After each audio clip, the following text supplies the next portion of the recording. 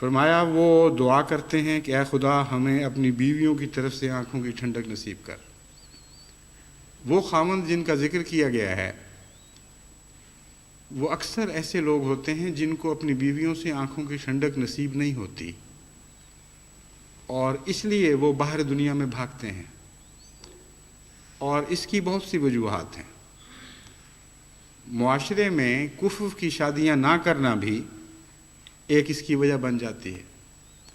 بعض دفعہ عورت اپنی ذات میں نہایت نیک اور سلجھی ہوئی اور وفادار اور خاوند کی خدمت کرنے والی، اس کے حقوق ادا کرنے والی ہے، لیکن اس شادی کا جوڑ ملانے والوں نے خاوند اور بیوی کے مزاج کا، ان کی عادات کا جوڑ نہیں ملایا۔ چنانچہ ایسا خاوند گھر سے باہر گھر محسوس کرتا ہے اور گھر کے اندر یوں لگتا ہے جیسے گھر سے باہر نکل گیا ہے،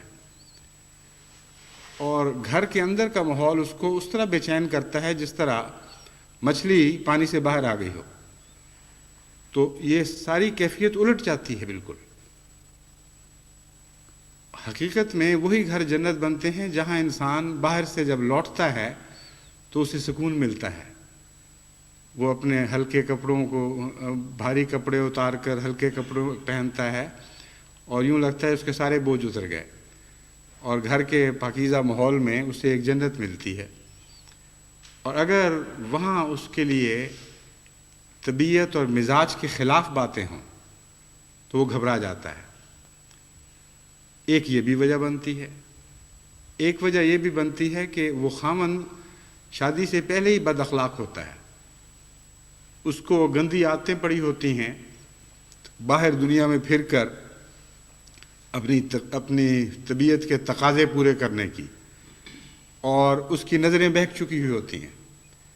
جیسا کہ حضرت موسیٰ کی قوم نے یہ کہا تھا کہ ہم ایک کھانے پر راضی نہیں رہ سکتے، ایسے خاوند پھر ایک بیوی پر راضی نہیں رہ سکتے، اور ایک سے زائد بیویوں کے ان کے اندر طاقت نہیں ہوتی، نہ انصاف کر سکتے ہیں نہ وہ بوجھ اٹھا سکتے ہیں، اس لیے وہ بہکے ہوئے خاوند ہیں۔ اور اکثر جو خطوط ملتے ہیں ان کا زیادہ تر اس کیفیت سے تعلق ہوتا ہے۔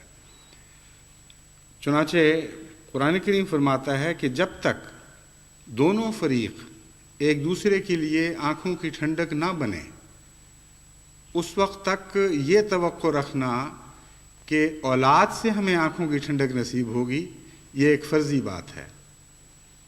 اور اس میں ایک بہت ہی گہری حکمت بیان فرمائی گئی ہے جس کا گہرا انسانی نفسیات سے تعلق ہے۔ حقیقت یہ ہے کہ وہ والدین جو ایک دوسرے سے آنکھوں کی ٹھنڈک پاتے ہیں، ان کی اولادیں ہمیشہ ان کے لیے آنکھوں کی ٹھنڈک بنتی ہیں۔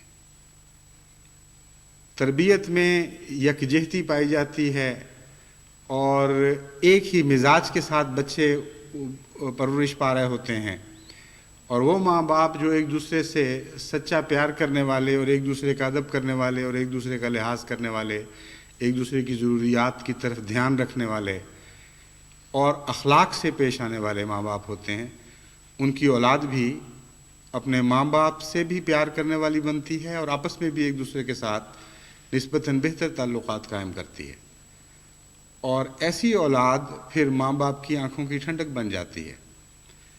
تو قرآن کریم نے دعا میں بھی کیسی عمدہ ترتیب پیش نظر رکھی۔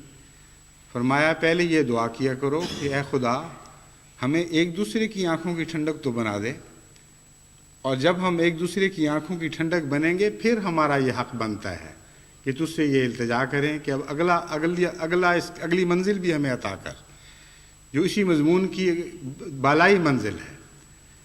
یعنی پہلے ہمیں ایک دوسرے کی آنکھوں کی ٹھنڈک عطا کر، پھر ہم اولاد کی طرف سے بھی آنکھوں کی ٹھنڈک پانے والے ہوں۔